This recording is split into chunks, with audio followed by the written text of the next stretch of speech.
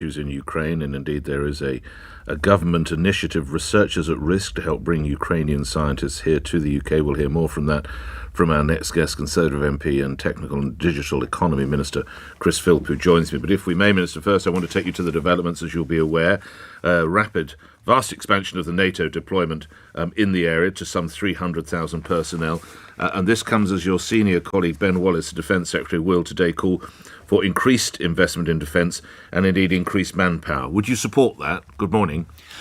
Good morning, Nick. Well, obviously we're spending just over 2% of GDP on our armed forces already, which is slightly above the NATO guidance, which is 2%, which not all NATO countries, by the way, are meeting. And we would certainly encourage all NATO members to get up to that 2% as quickly as possible.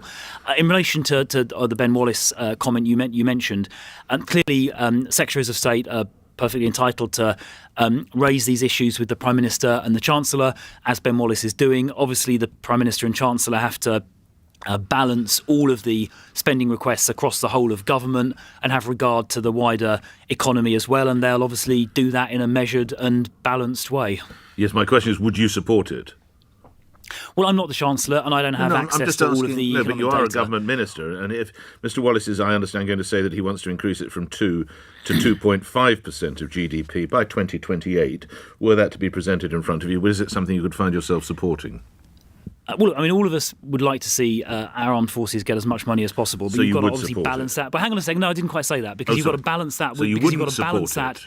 You've got to balance that with other demands on the economy. It's up to the Chancellor of the Exchequer to make the decision, not me, because and the reason for that, I'm not trying to avoid the question. Well, the Chancellor of the Exchequer, the Chancellor, well, slightly, because the Chancellor of the Exchequer is the person that has access to all of the information across all government departments. He has access to all the data on where tax revenues are heading and everything else. So really, only a minister, the Chancellor of the Exchequer, with access, and the Prime Minister, with access to all of that information, can make those kind of decisions in the round. I mean, I don't have visibility of the totality of government expenditure. All right, so you're not prepared to give me a yes or no on that. Do doctors deserve an additional 30% pay? Would that be a yes or no?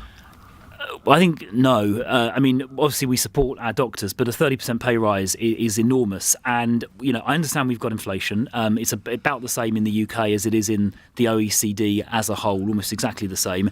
But if everybody gets a sort of pay rise tomorrow across the whole economy, then all that will do is, that will then feed through into higher prices, because companies will have to put their prices up. In the case of the NHS, we'll have to put taxes up to fund it, and the excess money will just drive prices up even further. So you will find that if we have these sort of across-the-board pay increases that some people are calling for, it will just make the current inflation challenges, which I'm hoping and expecting are temporary, it'll make them worse, it'll drive inflation even higher, and it'll make inflation permanent, as we saw during the 1970s when the sort of wages chased up inflation. It became circular, like a dog chasing its tail. So I don't think that's the right response to the inflation challenges that we face, and that applies across the entire economy. What we are doing, as you know, is putting money in this year to help people, particularly on lower incomes, deal with the challenges of the inflation, which we hope is temporary. The £400 for fuel and the £650 for people on universal credit, the £150 council tax rebate, the cut in fuel duty, all of those things. Those are the things the government are doing. Adds up to £37 billion a year to deal with the problems this year. But if we have these across-the-board pay increases, it will just make the inflation challenge that is currently, I believe, temporary, permanent and worse, and that is bad for everybody. Something else the government is doing is the Researchers at Risk scheme, which is going to be given some additional funding. If you would first explain what it is and then what extra funding is going to be provided, Minister.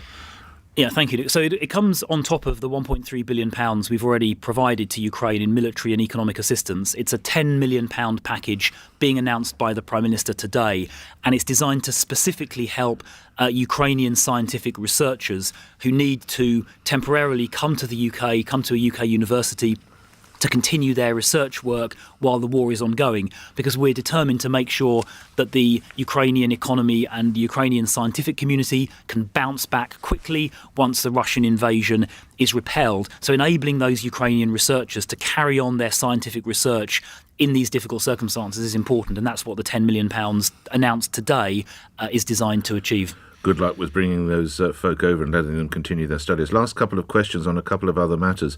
The vote on the Northern Ireland Brexit deal. In the views of a former Prime Minister, this attempt to override it is illegal under international law, will not achieve its aims and will reduce British standing in the world. So says Theresa May. Is she right? No, she's not. I respectfully disagree with Theresa May. First of all, I think it is legal.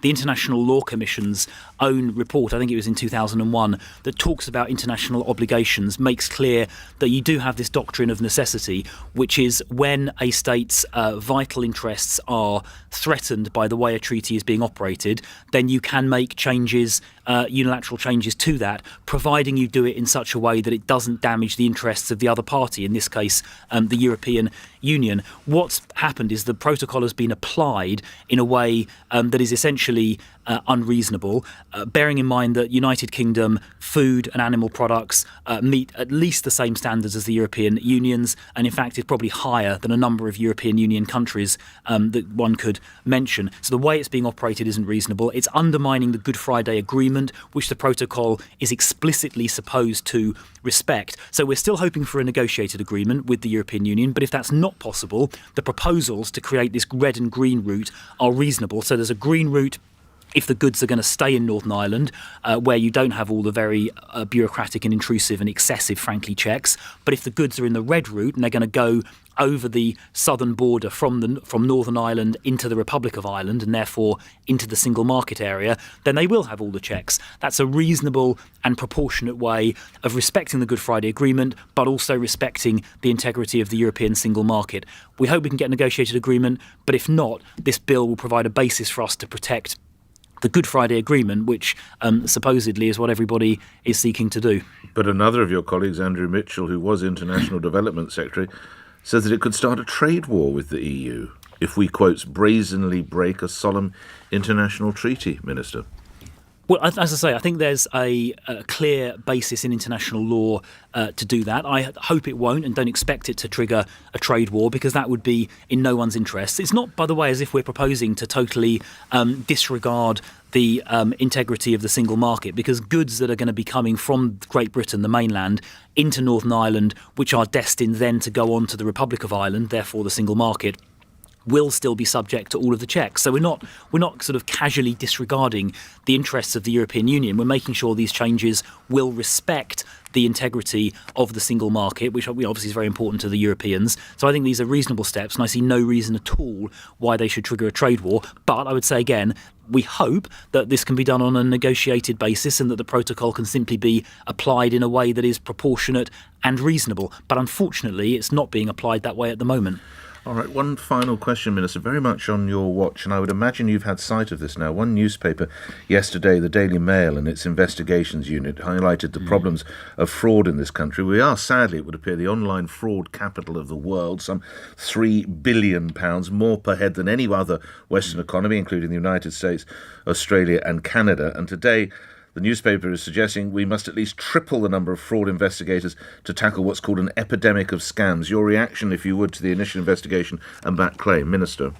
Yeah, well, it is a pretty huge problem. There's no question about that. My colleague, the Security Minister, Damien Hines, is running a whole task force designed to combat fraud, particularly online fraud, which is growing shockingly, and it grew during the pandemic as more people spent time online. And one of the things that I'm doing in my role as a technology minister is taking a bill through Parliament. In fact, I'm going to spend all day today, once I'm finished here, in Bill Committee, going through it line by line, is introducing a new piece of legislation, the Online Safety Bill, which contains in it, I think it's clauses 34 and 35, provisions that will require large social media platforms like Facebook and large search engines like Google to take steps to prevent adverts appearing on those platforms that promote fraud. Because very often the way people get sucked into these online frauds is they see an advert on Facebook or something comes up on Google, which on the face of it looks legitimate, but in fact is a scam, pretending to be an investment proposition or something. People transfer a chunk of their life savings and then find they just disappear in a puff of smoke. So we need Google and Facebook and those big firms to do a lot more. This bill will require them to do that. But I would also just say, since I've got your listeners' attention, I hope, if you receive any communication, an email, a text message, a phone call, you see an advert online, just be really, really careful. Don't just assume that anything you see could be a scam designed to relieve you of your hard-earned money. Be super skeptical, be super cautious, and only transfer money via online banking or any other means if you are absolutely certain, completely certain, that you know where it's going and you trust the counterparty. I think we've got to be just collectively sort of paranoid about these scams because they are, as you say, Nick, extremely widespread. They are indeed. Lastly, that point is made by Dame Vera Baird QC, who is, of course, the Victims Commissioner. She's supporting the work the Daily Mail is trying to do here in making people aware and ensuring that they don't log on, click on, or whatever else. I'm sure you'd agree with that, wouldn't you, Minister? 100%, absolutely. All right, grateful for your time. Chris Philp is Tech and Digital Economy Minister and Conservative MP, appearing here on LBC, where at 1 minute after 8, the news is next. On your radio, on Global Player, and Play LBC. Leading Britain's conversation. This is LBC. From Global's newsroom, 46 people have been found dead in the back of a lorry in Texas, close